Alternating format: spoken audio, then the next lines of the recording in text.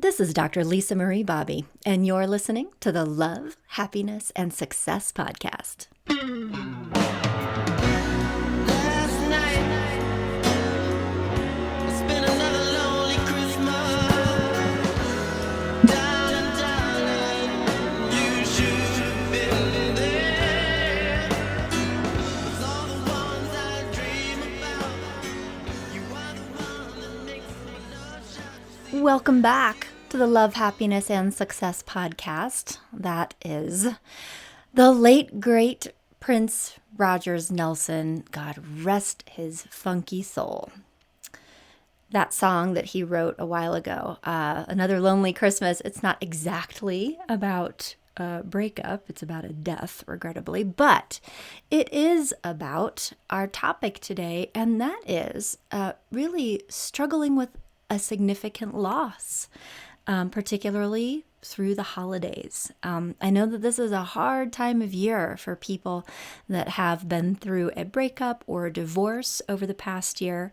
And so I thought today I would talk a little bit about how to handle this emotional experience through the holidays, because it can be a really challenging time. So that is our topic. First of all, before we plunge in here, I haven't officially introduced myself in a while. So I'm Dr. Lisa Marie Bobby. I am a marriage counselor.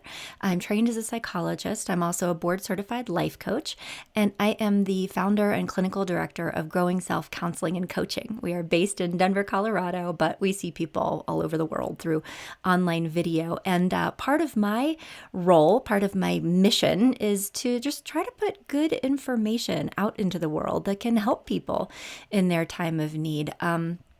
I know that there was even a recent research article that was publicized lately that the tiniest, most infinitesimal fraction of people who can really use help, even with major things like depression and anxiety and significant mental health stuff, never come to therapy. If they're lucky, they might go see their general practitioner doctor for like antidepressants. And it's just, I know that there are a lot of people out in the world who either don't want to come into counseling or coaching, or who couldn't afford it if they wanted to, which is also crappy. I hope that the powers that be work on that. But so part of my purpose is just to try to put other information out in the world that can find you in your moment of need and hopefully help you. It's important to me to make good help accessible to people, affordable to people. And so this podcast is one little sliver of what I do. So yeah, today's topic is how to cope with a breakup or a divorce, or really another big relationship loss around the holiday season. And I wanted to talk about this because there are a lot of people who are suffering. And this is something of an area of expertise of mine. I wrote a book that came out last year called Exaholics, Breaking Your Addiction to an Ex-Love, which talks about some new research and kind of lays out a case for what appears to be true, which is that love, believe it or not, is an addictive process. Just like you could get addicted to other substances, illegal substances, falling in love operates on the same internal machinery as like a cocaine addiction or heroin addiction. And so kind of a totally new way of thinking about how to recover from a relationship loss. So for a long time in my clinical work, particularly early in my career, I would sit with clients who would come in and they were really stuck. They would say things like, I know this relationship was bad for me. I know that it should end. And on an intellectual level, I want this to be over. I know that this isn't what's best for me, or that there isn't a future here, that we're not congruent in our values or what we want. And like all these reasons, but they would also say, and I cannot stop caring about this person. I am obsessing about them. I wonder what they're doing. I wonder how they feel about me. I am looking for information about them online, and that feels crazy, and I don't want to be doing that, but I can't stop myself. And so there was this real disconnect between what people were feeling and what they were thinking, like that split between the head and the heart. And that mystified me too. So both my clients and I were sort of sitting in the room being like, wow, that is really something. And so I did the best I could, with what I had at the time, listening to people and being a safe and patient and non-judgmental space for them to work through, which I think is also extremely valuable. But I did not have a plan for how to help them, how to move this forward.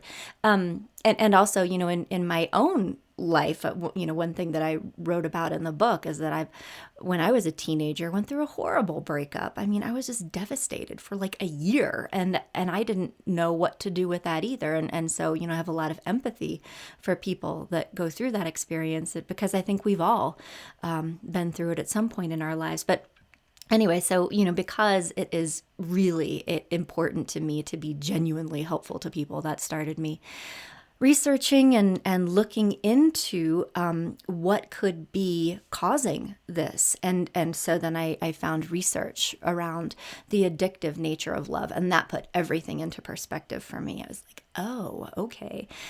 Because that really described it.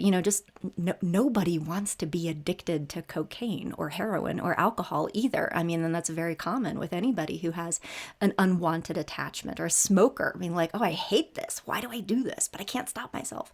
And so that really made my work with clients, I think, much more effective and robust when I was able to view what was happening with them through a addictions lens and put it into a recovery kind of model. And so, the book came out, but I also, started working with clients in practice to see what are the common threads, what are the common experiences, what do people go through in this process, what is the recovery process? Because a book is one thing, and information is one thing that sort of helps people understand, oh, okay, it is actually an addiction, but it's another thing to figure out what to do to help people with that. And so I've worked with that for a long time, and that's a lot of what I do with clients in private practice.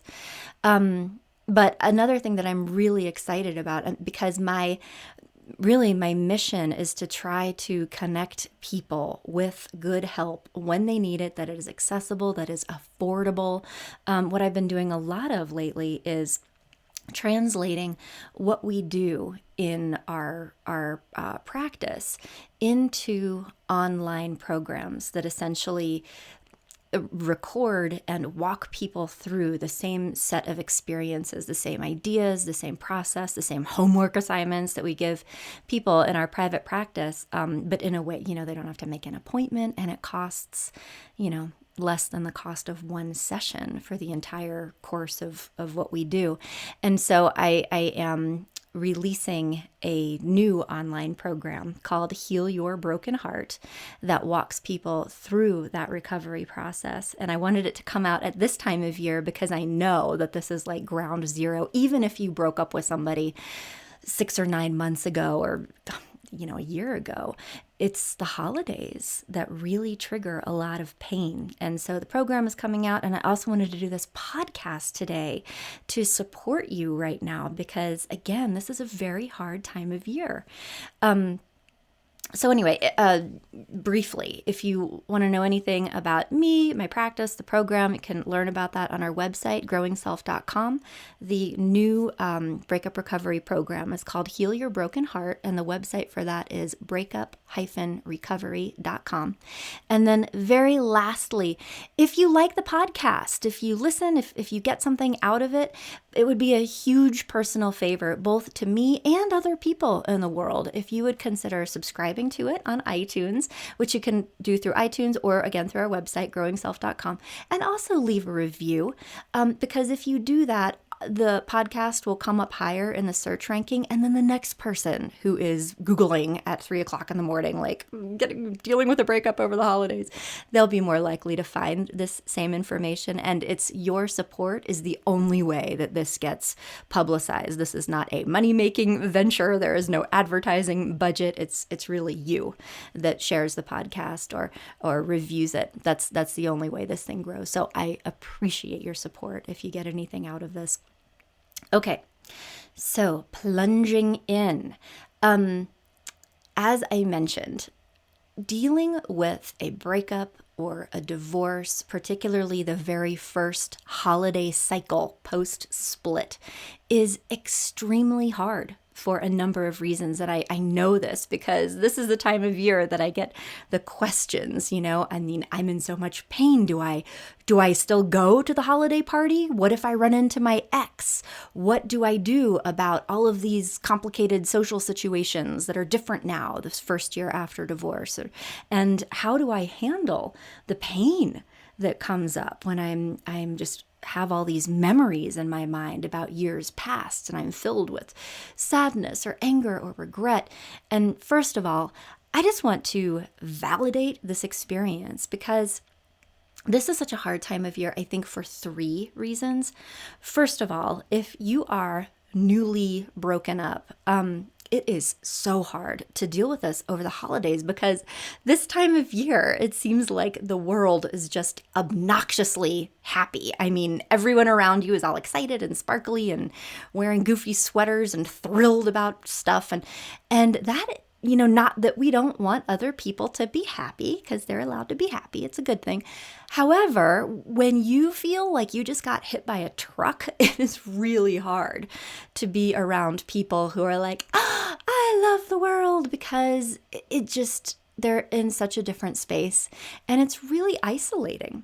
And it's isolating anyway to go through a breakup. It's hard to kind of get people to understand how this feels when they're in a different headspace because they're just like, get back out there and date again. You're awesome. They weren't good enough for you. And you're like, no, I'm not okay.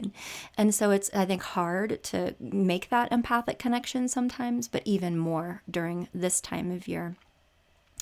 Another reason why this time of year is super hard for people going through breakups is because even if your breakup or divorce happened a while ago, if this is your first or even second or third year after the split, the holidays, any significant and sort of unique experiences, like, with this time of year, the tree goes up in the living room or the menorah, whatever, those come with big memory triggers. Memory and emotion are linked. The stronger the emotion, the more unique the experience, the more clear the memory is. And so when we're doing things that happen infrequently or that are very much like things that we did in years past, either with our ex or, it brings up a lot of feelings. Sadness, certainly, grief, that it's over and we're alone this year or doing something different and sad about that. Also feelings of anger or guilt or regret. I mean, a lot of big stuff is extremely present because of these memory triggers, and that's hard. And then the third reason I think this time of year is so difficult is because all of the stuff that you're dealing with anyway is also occurring during what is for most people a very high intensity social season. There are parties and pageants and things and volunteering and that you might typically do, but right now it just feels really hard and triggering. And also these situations might be very emotionally vulnerable for you if they put you into contact with either your ex or their friends or, people who are going to ask you about stuff. And those situations can be extremely hard to negotiate when you're feeling especially fragile. And so, this is when the questions come up for me. People say, how do I deal with this? What do I do if I see my ex out? Should I go to the same parties this year? How do I handle these memory triggers? Do I go? Do I avoid it? What do I do if my ex is dating someone new, or, with the kids and supporting them through this first time of year? And also, I think the most important question that can come up is that when people are feeling more intensely bad at this time of year, quite frankly, is that big question of, how long am I going to keep feeling like this? Because it sort of feels like you might feel this way forever. And that's very scary, particularly if you can't make yourself stop. Going back to that addiction idea, like, I don't want to care anymore, but I cannot make myself feel differently. So that can make people feel very kind of scared and out of control. And so I wish that there was sort of like a black and white, easy, here it is kind of answer, achieve inner peace in 3 easy steps kind of thing that I could share with you. Because if I had that, I would give it to you, I promise. However, I think the answers to these questions get to be hard and less clear, because the answers really depend on where in that healing process you are. So today, what I want to do is talk about those stages of healing. And I want you to kind of listen for where you might be in this process. Or if you're listening to this, because you have a friend or a family member who is going through this and you want to know how to support them, try to see if you can figure out where they might be in their healing process. And then we will talk about what the best course of action is in that particular place. So, also, before we jump into what to do, I would also like to submit the big idea here is that the holidays, these high intensity situations, they're going to bring up bigger feelings than you might have had otherwise. And I know it's so hard to be happy about this. And I'm not saying that you should be, because it hurts and it's painful. And it is also an opportunity to do a deeper level of processing. You are going to be pushed into contact with big feelings and be much more sort of acutely aware of this over, the holiday season, and if you're catching this podcast after the holidays have passed, there are other things, birthdays, anniversaries, 4th of July counts too. Okay. So whenever you're getting this, but those big holidays, those big memory triggers, they give you an opportunity to go there and to really make contact with these feelings. And the opportunity there is that if you kind of lean into it and let yourself do the work, this is a natural time to process. And sort of by taking advantage of these times, you can move through that healing process more quickly.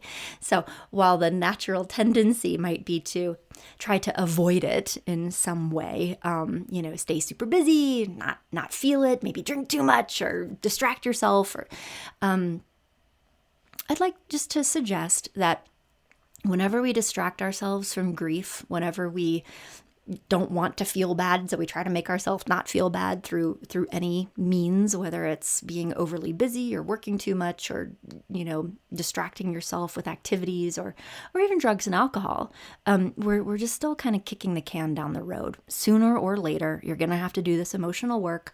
Might as well do it now while it's coming up. So anyway, I will trust your judgment on what you can kind of tolerate right now, but that is my professional opinion. Okay, so first of all, let's talk about the 6 stages of healing that I have kind of determined over the course of my clinical experience and through my research. And again, I want you to listen for where you might be right now, and then from there figure out what your sort of action steps should be, because where you are on this process really makes a big difference.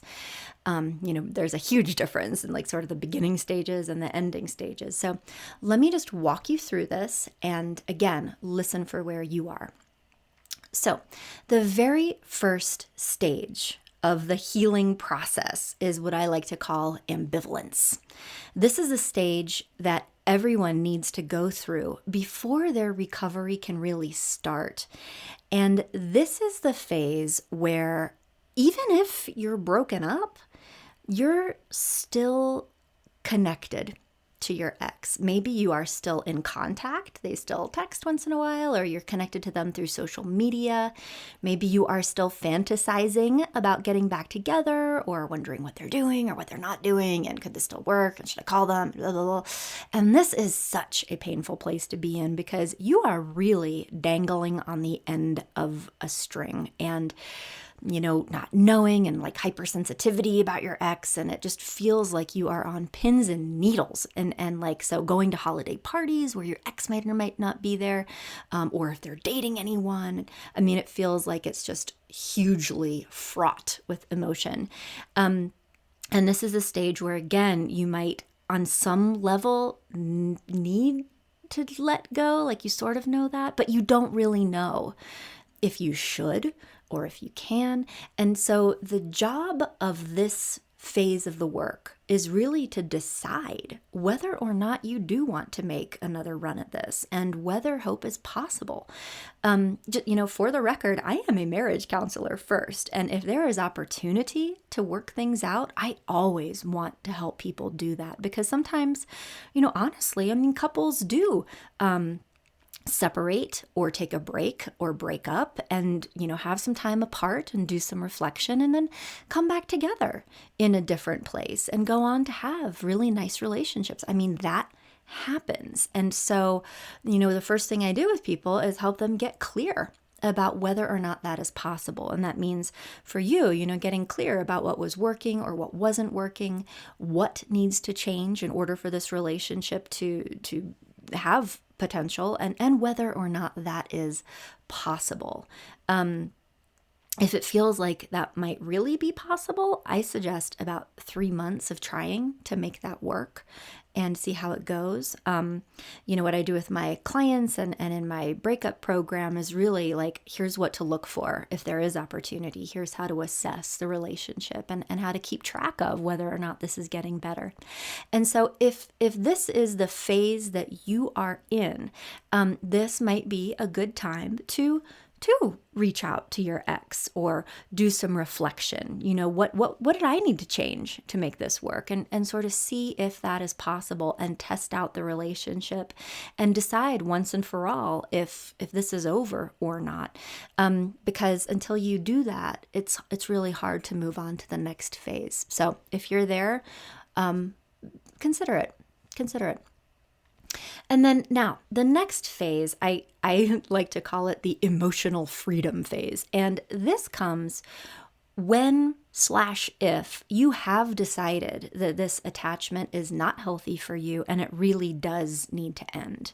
And this sort of pushes you into grappling with the emotional finality of it. And for most people, there is a lot of strong feeling. They're going into grief and withdrawal, and it's a very intense emotional experience when they decide once and for all, like, I can't keep doing this.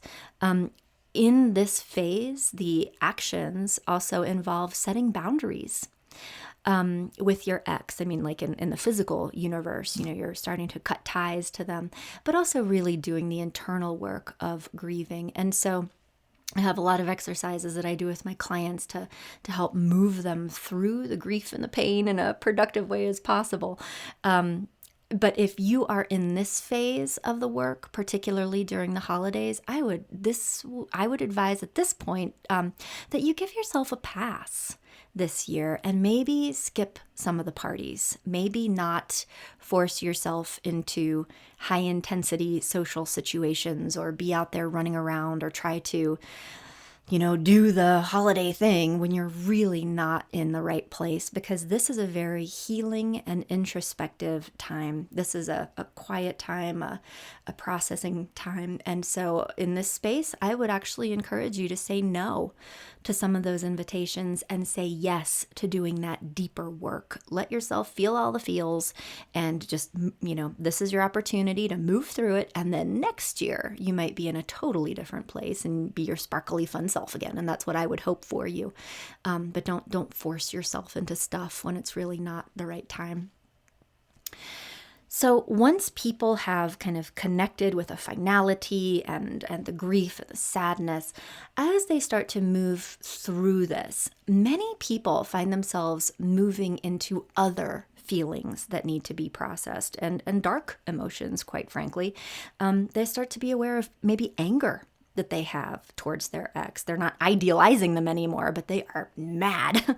Or sometimes guilt is actually a common emotion, or regret. These are the things that I did wrong. I wish this had happened differently.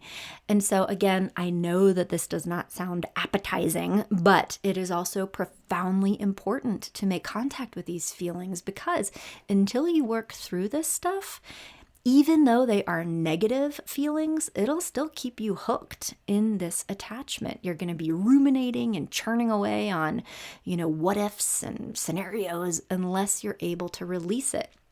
So the real work of this phase is finding forgiveness for your ex, forgiveness for yourself, and really working through it.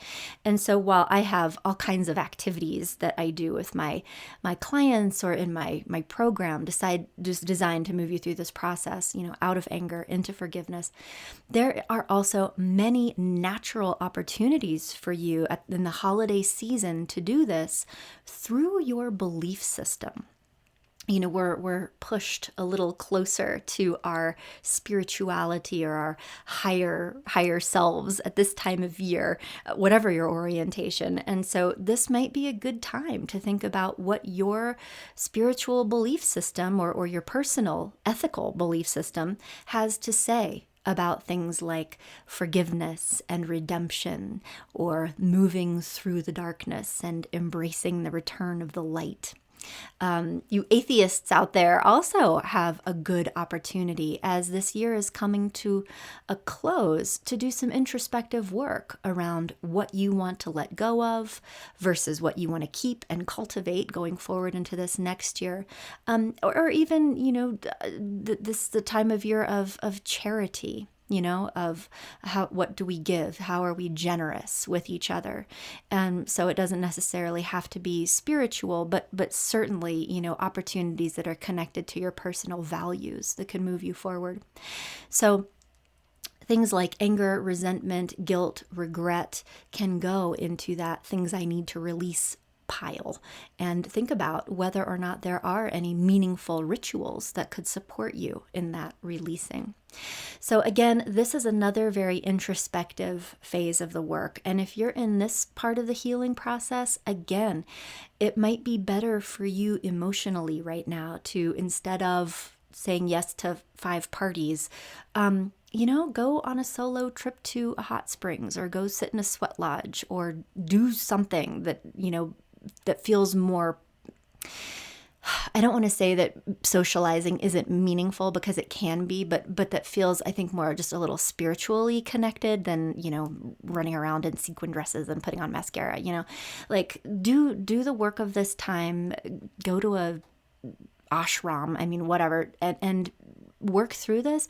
And again, it might feel like skipping out on this year, but it's an investment in next year. So just consider it from that perspective.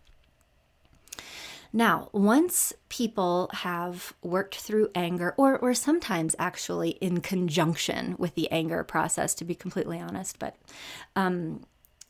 people also, I think, start to be extremely aware of the present state of their self-esteem. For most people, going through a bad breakup or a divorce, it really mangles your self-esteem. Part of that recovery process, or working through questions like, why did this happen? Why did this not work with me? Why wasn't I good enough? Why wasn't I loved? Why couldn't this person care enough to make these changes for me? And this is just so horrible and painful, because it's hard to not take rejection sometimes, or even if you are the one that initiated the breakup, it's not because you wanted the relationship to be over. You wanted it to be better. You wanted it to be different, and that the person that you loved wasn't able to kind of step up and invest in you the way that you were willing to invest in them. But it's hard not to kind of go to that place of, well, why not? What was it about me that they couldn't? It's hard not to personalize it. So this is also an extremely important and necessary phase of the work to process effectively, because until you do this, it sounds weird, but your worth as a person is still being determined by what your ex thinks about you. They didn't XYZ, therefore I feel badly about myself. And so I don't know about you, but I think that at some point your ex should not have that much power in your life anymore. And so if you're kind of resonating with what I'm saying and you're in this phase of the work, I would like to encourage you to think about how you can start taking your power back and reconnecting with the parts of yourself that feel strong and good. Again, there are lots of exercises for developing this, both in my online program or through private work, but you can also do this on your own. And it involves, finding those natural opportunities for you to get involved in the things that make you feel like yourself again, strong and whole. And so if this is your phase, I would recommend that your job right now is to think about what does make you feel good about yourself, and then go out there and do those things. That's the job. Now, if you have worked through this, if you've kind of moved through the grief, if you've moved through the anger phase, if you've started reclaiming your self-esteem and you feel like you're in a better place with this, the next phase of this healing process is typically around regaining your sense of inner peace. The preceding stages that I just mentioned require an enormous amount of emotional energy and intention and introspection to work through. I mean, you have to sit with this stuff. But believe it or not, there does also come a point where you start thinking and feeling things like, okay, I'm done with this. I don't need to think about this person anymore. I don't need to continue rehashing and processing because I really just need to move on with my life. And this is different than that desire to kind of avoid the pain of the early stages of the work, which again is totally natural. But this feels different than, oh, I can't even do this. This part where, you're really ready to be done. It's different. Like in the beginning stages, when you're just totally wrecked and you don't want to care anymore because it's all so painful and traumatic, that's different. I tell people, I mean, this is kind of morbid, but it's like wanting to cut off your broken leg to make it stop hurting, But this phase is different because you have allowed this process to happen. You've done the work. Your leg has healed. You're okay. And the doctor says, yeah, you can get back on your snowboard. And now it's time to really just let yourself be okay. And even though there's sort of a natural pull to do this, there are still a specific set of skills and strategies that people have to learn when they're ready for this part and they just want to be done. And so like going into detail is beyond the scope of this podcast, obviously. But, some of the skills and strategies are really focused on kind of setting mental boundaries around, this is my head, this is my heart, you're not allowed in it anymore. And so how do I set those boundaries? And this is a very empowering and liberating space for a lot of people. And if you're in this place, I am so happy for you, because once you've mastered these skills and you're practicing, like, nope, you don't get to be in my head anymore, then it feels much safer to get back into life, because you don't have to be afraid of running into people or getting into triggering situations. And in fact, now your job is to go back out into, situations that may have been triggering in the past and start creating new memories from this place of strength. You're healed. It's time to create a new chapter. So if this is your phase and you're feeling like you're in a good space with this, you're able to have that clarity, go to that party, wear the sequin dress, and have a good time, because that is your job right now, is to be reclaiming your life.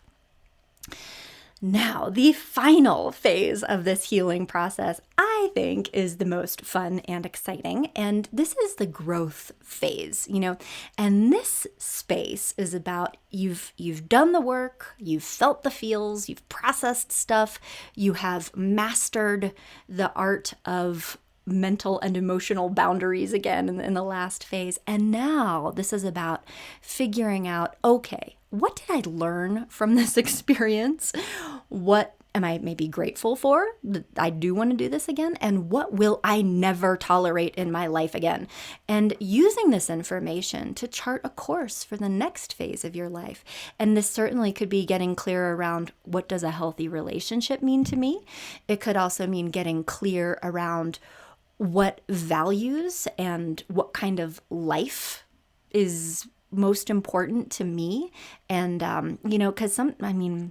because I talked about this in a recent podcast around disappointment, but truthfully, our negative life experiences, the hard stuff, those are some of the best teachers, as crappy as it is to go through, because we really learn who we are during those hard times. But this phase is about really gathering up all of those lessons and turning it into, okay, so here's what I want to do next. And charting a course for that.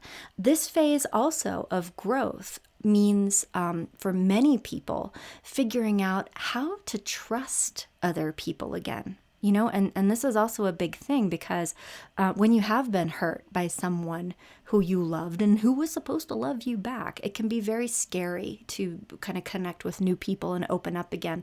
And so that, I think, is another part of this big growth phase.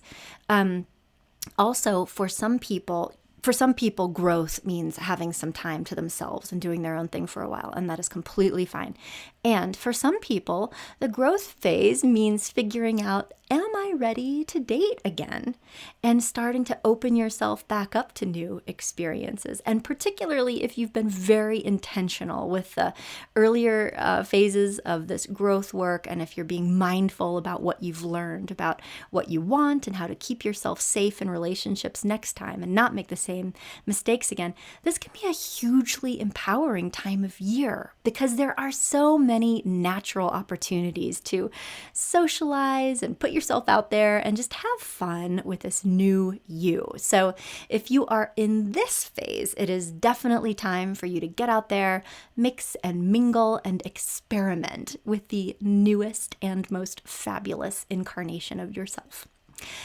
So, as always, there is no one easy answer, but I hope that just kind of talking you through this healing process and helping you understand where you might be in this process has given you some guidance around the kinds of things and activities that will be most helpful to you during this holiday season.